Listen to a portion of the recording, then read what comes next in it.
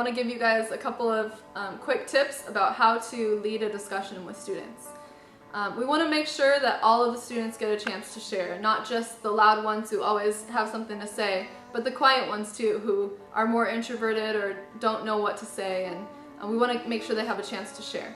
So one thing you can do is when you ask a question, you can write it on the board so they can see it and have more time to process it.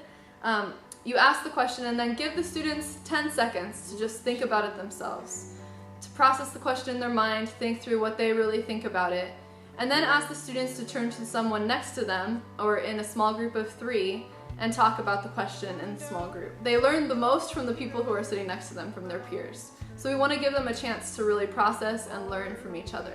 After they do that, then we can actually call on specific students in the class. If you have all of their names written down, you can just pick from a list of students' names, or you can call on specific students that you know their names and say, Leslie, what do you think about this? What was one obstacle that Liz faced in the movie, if you were talking about a movie, or what is one reason why a budget would be good if you were talking about budgets? So you ask specific students what they think.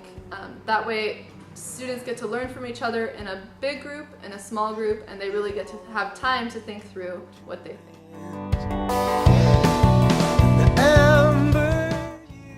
Some of you may have questions of how to respond to students when they ask questions or when they respond from a discussion question. And one of the things I always do is I try to thank them for sharing. Just thank you so much for sharing your thoughts, your opinions, and I try to affirm what they've said. So if they said something that was right, sometimes I'll repeat it so that the whole class can hear.